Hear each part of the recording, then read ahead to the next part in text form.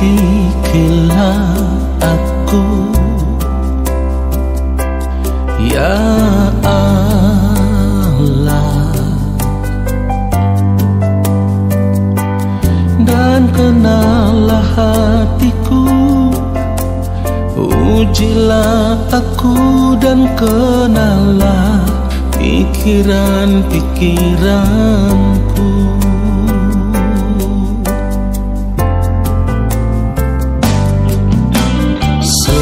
Selidikilah aku, ya Allah, dan kenallah hatiku. Ujilah aku dan kenallah pikiran-pikiranku.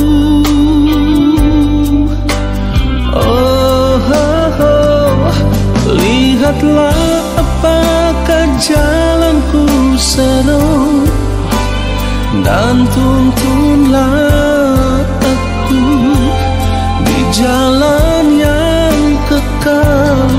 Lihatlah apakah jalanku seru, dan tuntunlah aku di jalan yang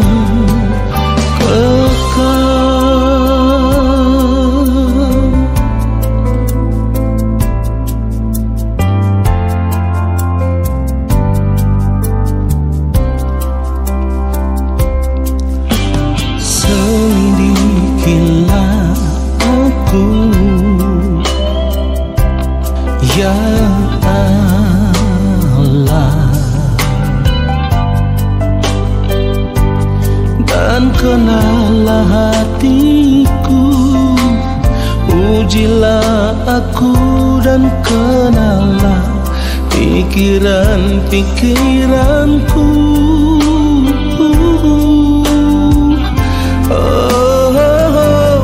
Lihatlah apakah jalanku seru, dan tuntunlah aku di jalan yang kekal. Lihatlah apakah jalanku seru, dan tuntunlah aku di jalan yang kekal.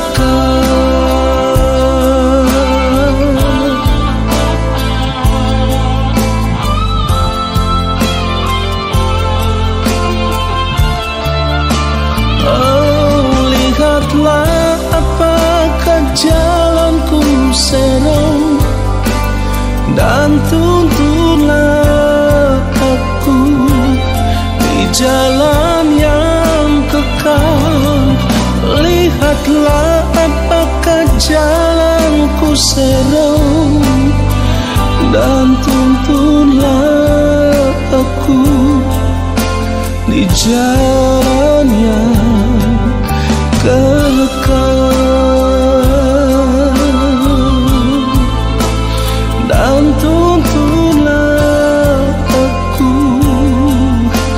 di jalan yang kekal.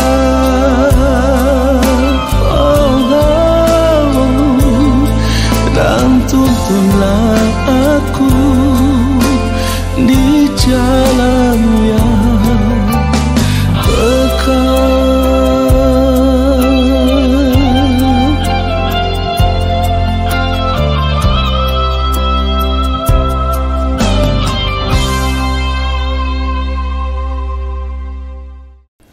Mari kita siapkan hati kita untuk mendengarkan kebenaran firman Tuhan saat ini. Mari kita berdoa, saudaraku. Yang mulia Allah Bapa kami yang ada di dalam kerajaan sorga, saat ini kami mau menyiapkan hati kami untuk menerima taburan kebenaran firman-Mu. Kami mohon belas kasihan Bapa menguduskan setiap keberadaan hidup kami, supaya ketika kami menerima kebenaran firman-Mu, oleh pengampunan Bapa di sorga atas kehidupan kami. Kami ada dalam kesucian kekudusan Allah Bapa di sorga. Apapun ketidaktepatan hidup yang kami lakukan, kami mohon pengampunan Bapa di sorga. Lalu Roh Kudus Tuhan mengurapi kami, memberikan kepada kami hikmat pengertian, supaya ketika kami mendengarkan kebenaran firman Tuhan ini, kami boleh mengerti. Lalu kami mau berjuang untuk hidup seturut dengan firman-Mu. Di dalam nama Tuhan Yesus Kristus, kami siapkan hati kami untuk menerima kebenaran firman Tuhan saat ini. Amin. Saudara yang dikasihi oleh Tuhan Yesus Kristus, satu hal yang harus benar-benar kita sadari, kejatuhan manusia ke dalam dosa sejak pertama itu terjadi karena manusia memilih melanggar perintah Allah, atau dengan kata lain manusia memilih memberontak kepada Allah. Dan keadaan ini bisa menunjukkan kepada kita bahwa manusia memilih tidak setia kepada Allah. Dan itu tidak bisa kita bantah. Karena kalau manusia memilih untuk setia kepada Allah, berarti manusia akan taat terhadap perintah Allah. Perhatikan itu saudaraku. Oleh sebab itu, ketika saat ini kita mengerti bahwa kita sudah menerima kasih karunia Allah di dalam Tuhan Yesus Kristus, dan oleh kasih karunia itulah kita dibenarkan di dalam Kristus, bahkan dipandang benar di hadapan Allah Bapa di sorga.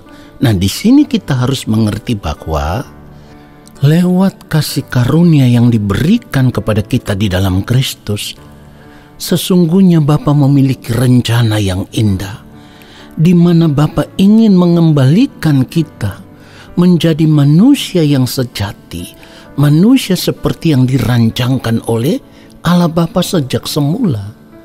Manusia yang sejati itu adalah manusia yang benar-benar segambar dengan Allah. Manusia yang benar-benar sepikiran, seperasaan dengan Allah. Manusia yang hanya hidup untuk melakukan kehendak Allah Bapa di sorga. Dan pribadi manusia yang sejati itu bisa kita temukan di dalam hidupnya yang mulia Tuhan Yesus Kristus ketika hidup di dunia ini mengenakan tubuh daging dalam keadaan yang sama seperti manusia. Kalau kita mau melihat kebenaran firman Tuhan Filipi pasal yang kedua, lalu kita akan membaca ayatnya yang ke-7 dan ayatnya yang ke-8. Firman Tuhan katakan, melainkan telah mengosongkan dirinya sendiri dan mengambil rupa seorang hamba dan menjadi sama dengan manusia. Lalu dalam ayat yang ke-8 dikatakan, dan dalam keadaan sebagai manusia, ia telah merendahkan dirinya dan taat sampai mati, bahkan sampai mati di kayu salib. Saudara perhatikan itu. Dalam keadaan sebagai manusia. Artinya kalau dalam keadaan sebagai manusia, yang mulia Tuhan Yesus Kristus saat itu memilih untuk hidup di dalam ketaatan, melakukan apa yang menjadi kehendak Allah Bapa di sorga, maka sebagai orang percaya yang berada di dalam Kristus saat ini, kita juga harus memilih cara hidup yang demikian. Karena memang kita terpanggil untuk menjadi serupa dengan Kristus. Jadi kita tidak punya pilihan yang lain saudaraku, selain memilih untuk hidup di dalam ketaatan penuh, melakukan apa yang menjadi kehendak Allah Bapa di sorga. Jadi kita harus benar-benar memilih untuk taat saudaraku. Taat sama seperti Kristus taat melakukan kehendak Allah Bapa di sorga. Karena hanya dengan memiliki ketaatan yang sempurna seperti yang mulia Tuhan Yesus Kristus di dalam melakukan kehendak Allah Bapa di sorga, barulah kita bisa menjadi manusia yang sejati saudaraku. Kalau kita tidak taat, itu artinya kita tidak setia kepada Tuhan.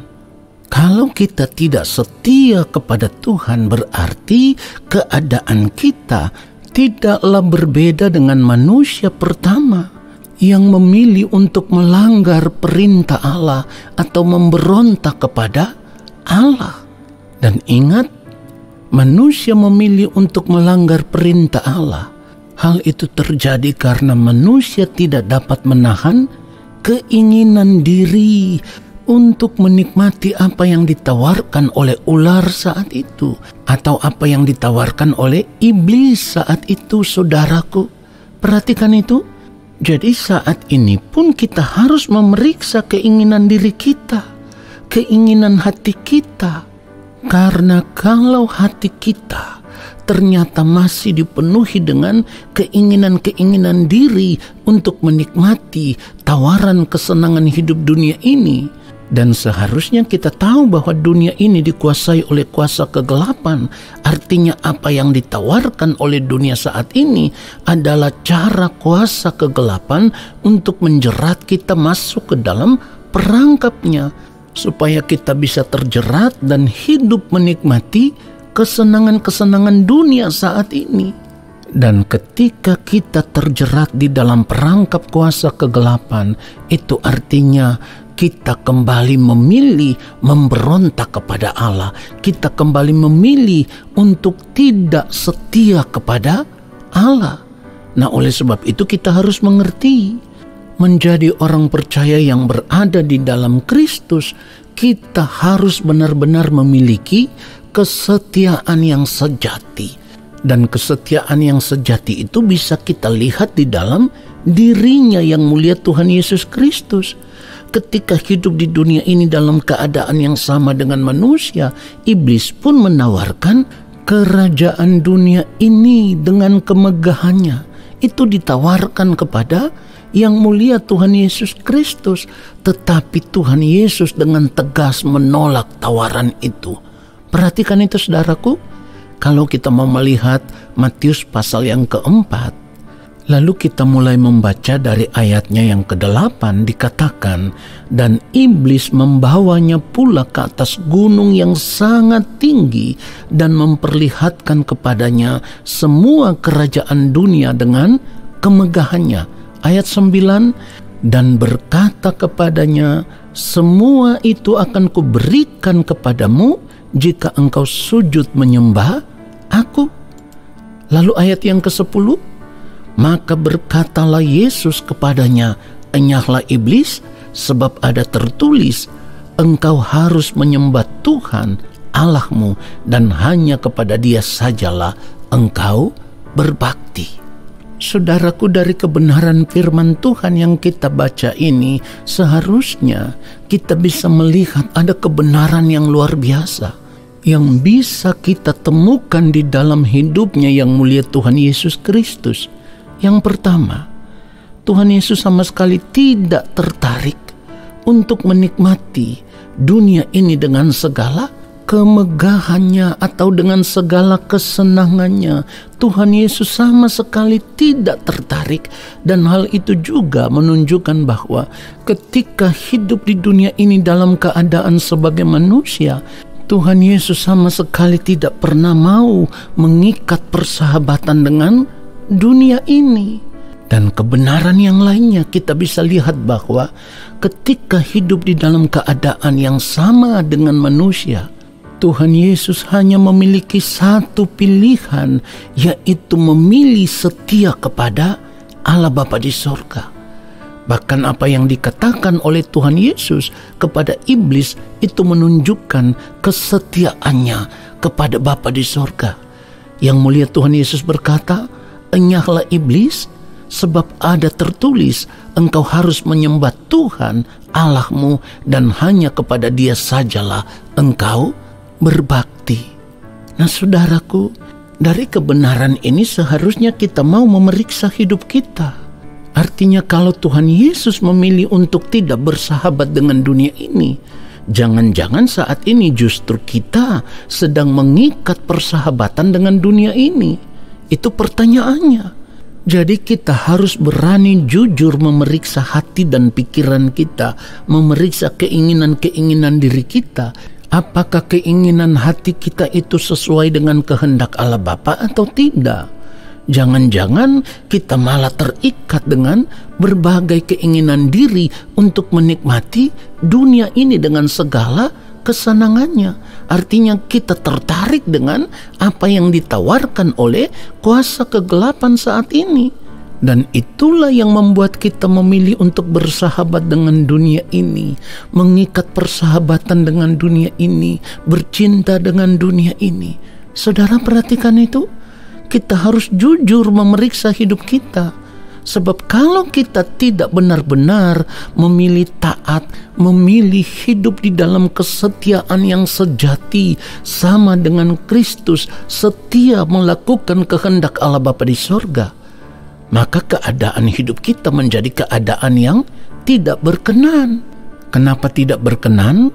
Karena firman Tuhan sendiri mengatakan bahwa persahabatan dengan dunia adalah permusuhan dengan Allah. Dan kalau saat ini kita masih bersahabat dengan dunia ini, itu berarti kita juga menjadi pribadi yang tidak setia kepada Allah. Perhatikan itu saudaraku. Yakobus 4 ayatnya yang keempat, firman Tuhan mengatakan dengan sangat jelas, "Hai kamu orang-orang yang tidak setia, tidakkah kamu tahu bahwa persahabatan dengan dunia adalah permusuhan dengan Allah? Jadi barang siapa hendak menjadi sahabat dunia ini, ia menjadikan dirinya musuh Allah." Saudara, dari kebenaran firman Tuhan ini seharusnya kita gentar. Artinya kalau kita memeriksa hidup kita dengan jujur, memeriksa keinginan-keinginan diri kita, dan ternyata kita masih memiliki keinginan untuk menikmati dunia ini, itu menunjukkan bahwa kita masih mau bersahabat dengan dunia ini. Itu juga menunjukkan bahwa kita tidak setia sama seperti Kristus setia kepada Allah Bapa di sorga. Dan keadaan yang demikian menunjukkan bahwa kita memilih untuk menempatkan diri kita sebagai musuh Allah.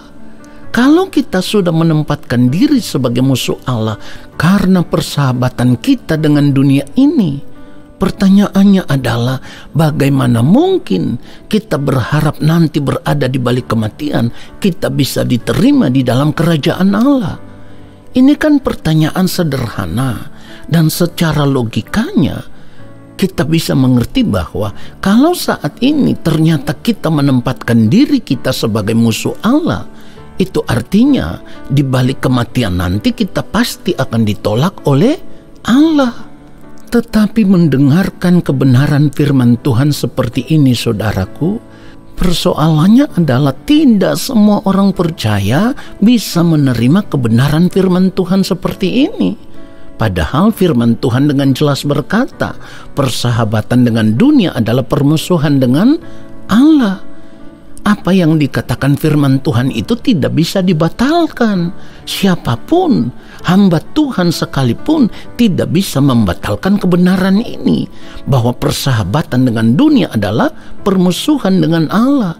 Jadi kalau saat ini hati kita masih terikat dengan dunia ini, kita masih memiliki keinginan-keinginan diri untuk menikmati dunia ini dengan segala kesenangannya, kita masih memiliki keinginan untuk menikmati tawaran-tawaran dunia saat ini, kesenangan-kesenangan hidup saat ini, itu artinya kita memilih untuk menempatkan diri kita sebagai musuh Allah. Kita memilih untuk memberontak kepada Allah. Kita memilih untuk tidak setia kepada Allah. Kita memilih untuk tidak taat sama seperti Kristus taat melakukan kehendak Allah Bapa di sorga. Saudaraku, jika demikian bagaimana mungkin kita bisa berharap akan diterima di dalam kerajaan Allah Bapa di sorga? Itu tidak mungkin, saudaraku. Jadi saya harus katakan dengan tegas, kalau masih ada orang percaya, masih ada orang Kristen yang ingin hidup menikmati dunia ini, yang masih bersahabat dengan dunia ini, tetapi maunya nanti kalau sudah berada di balik kematian akan diterima di dalam kerajaan Allah Bapa di sorga. Saudaraku, orang percaya seperti ini adalah orang percaya yang egois, orang percaya yang sombong, orang percaya yang mau mengatur dirinya sendiri dan tidak mau diatur oleh Allah. Ingat, tidak ada seorang pun yang bisa menghindari pengadilan Kristus. Jadi kalau saat ini kita tidak mau mengambil keputusan, memutuskan persahabatan kita dengan dunia ini, memutuskan percintaan kita dengan dunia ini, melepaskan keterikatan kita dengan segala kesenangan hidup dunia ini, ingat baik, cara hidup yang demikian akan membuat kita terpisah dari Allah ketika kita berada di balik kematian. Orang yang masih ingin menikmati dunia ini sama dengan menduakan Tuhan. Padahal firman Tuhan katakan apa? Kamu tidak dapat mengabdi kepada dua tuan. Perhatikan itu. Ini artinya ketika kita berada di dalam Kristus, ketika kita berkata kita percaya kepada Allah di dalam Kristus, itu berarti segenap hidup kita, bahkan hati kita 100% milik Allah, tidak boleh terbagi untuk yang lain. Dengar saya katakan sekali lagi, hati kita itu 100% milik Allah, tidak boleh terbagi untuk yang lain. Tidak boleh 99,9% untuk Allah, harus 100%. Artinya kita tidak boleh suam-suam kuku.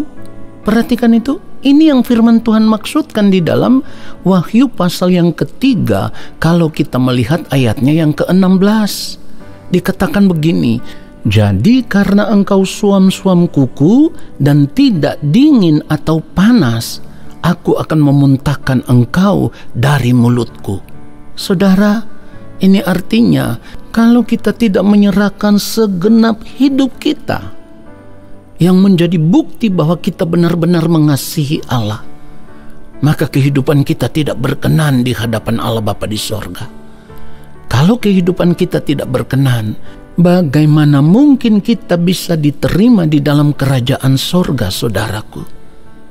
Seharusnya kebenaran seperti ini menyadarkan kita, membuat kita mengambil keputusan sebelum terlambat.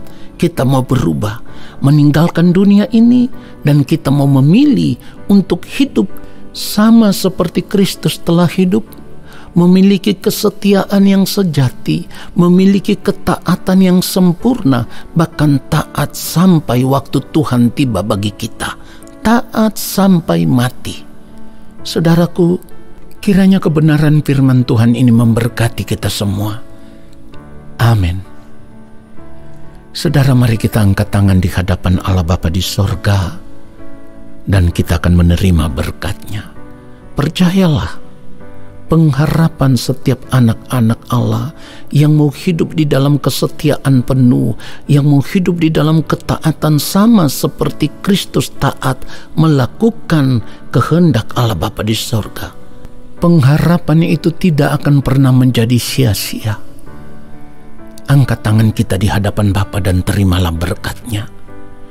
Turunlah atas kehidupan kami segala berkat kasih karunia daripada Allah Bapa di sorga, rahmat cinta kasih yang berlimpah-limpah dari Gembala Agung yang mulia Tuhan Yesus Kristus, di dalam persekutuan yang manis dengan Roh Allah yang kudus, menyertai langkah hidup kami dan memberkati kami sekarang dan sampai selama-lamanya. Amin.